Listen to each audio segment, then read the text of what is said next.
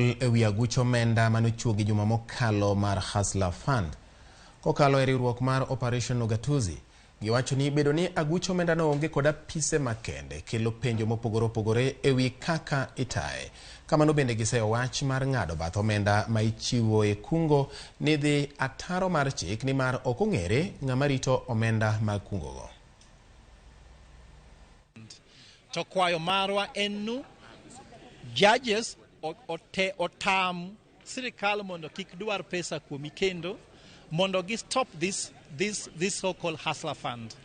Wadwa ng'eyo the following, no pesa ni o akanye to dhi kanye nikech mano ok onyiswa. Mar ariyo, board ma govern pesa ni en board mane nikech according to the act oripo be ni wang'eyo ni en board mane. Secretariat Seyo en ng'ano, pesi kolal to dhi ir ng'ano. Ibro dhi Facebook, ibro dhi Twitter, kose ibro dhi WhatsApp group ibro wang'e pesi.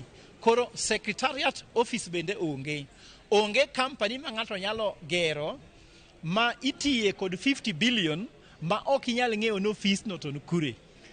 M-Pesa pin mari kawo. Seche ma ng'ato biro golo go pesi M-Pesa bu pesi olal ibro dhi ir ng'ano. Fintech company mitiyo go ni waparo ni en fintech ma jo Nigeria ama Russia kaka ni winjo wach man Jose Camargo cha. Parliament mane uyiero MPs no mondo olosnu sheria kaka pesu tiyo. Pesa no kokali i parliament.